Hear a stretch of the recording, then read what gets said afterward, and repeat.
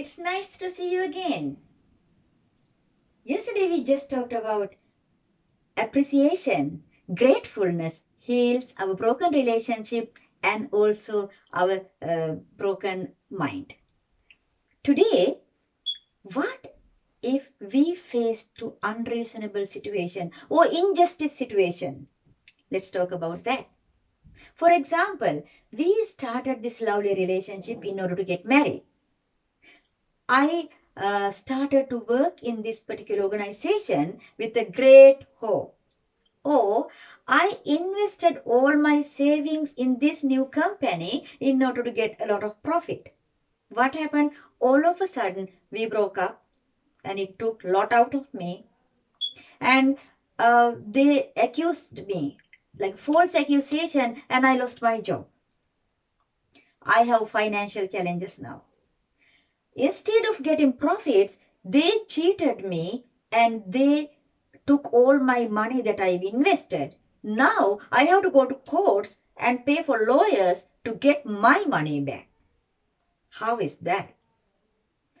So, in this type of situation, let's talk first what is really going on here, the psychological aspect of the story. First and foremost, we had a great hope in the beginning. Now we don't have a hope. Hopelessness. And now they accuse you. You know what happened really, but the other people don't know exactly. So they think that you are the bad one. So they don't want to help you. So now hopelessness and helplessness.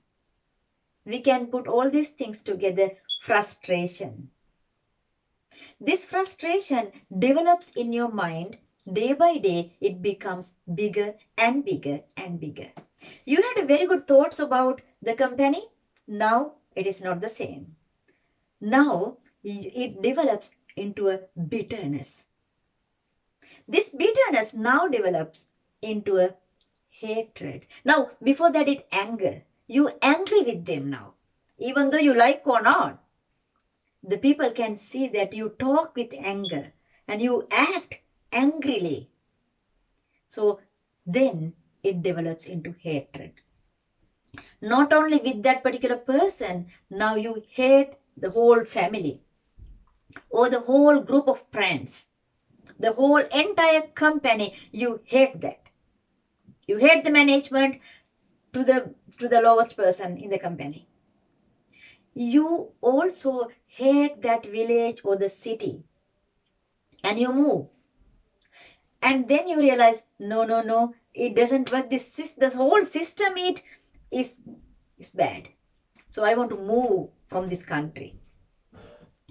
See, the frustration becomes a hatred. It gives you a lot of anxiety. And during this period of time, what happens? You lose your appetite, sleep disturbances, weight loss, all these physical challenges too. Still, you are going through all these financial situations and all to finding solutions.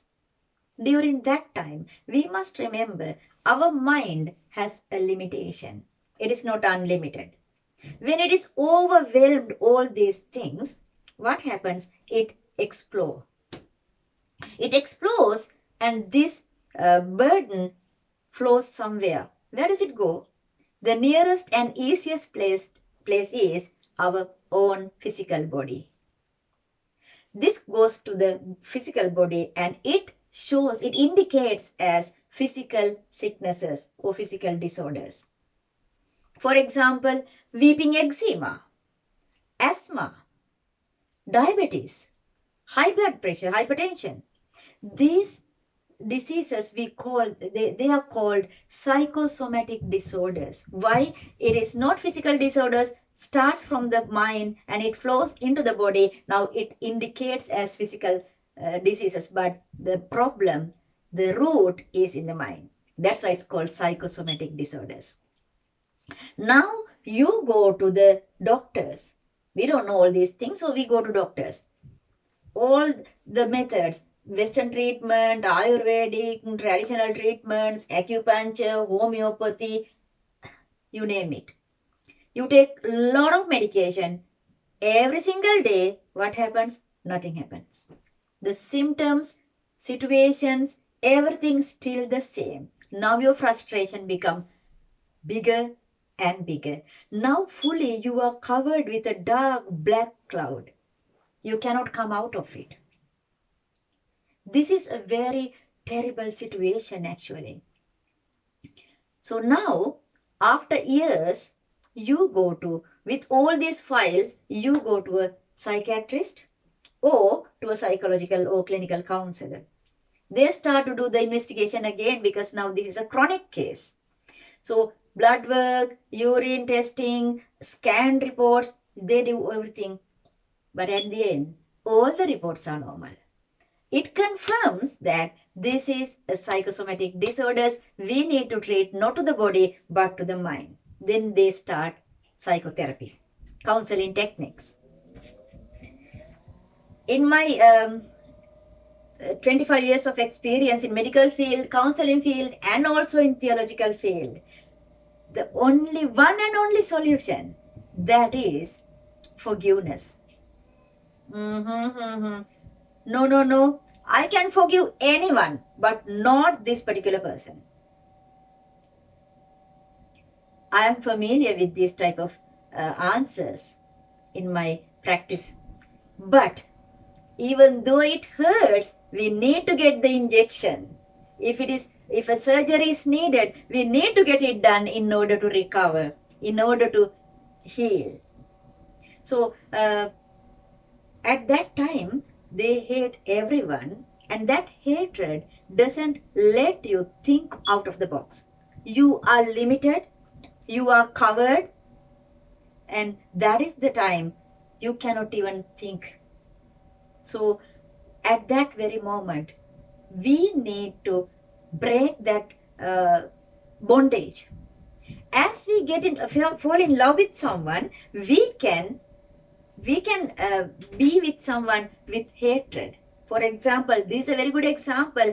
Before you love them, you loved the company, you loved your co-workers, you loved your employer. Now you hate them.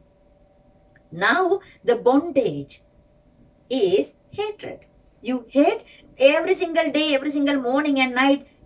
It echoes in your ear what he said. The accusation, the letter, your termination letter. All these things now echoing, recorded and echoing and echoing. Now we need to cut that bondage and release that person. That is the first and foremost treatment. How? What is the pair of scissors? That is forgiveness. Let's go to the Word of God and see what it says. The book of Colossians, chapter 3, verse 13 says, "Bear with each other and forgive one another, if anyone has a grievance against someone." Forgive one another. I know it is hard, but it is doable. Let's talk tomorrow how to do that. How to do it practically. What are the tips? How?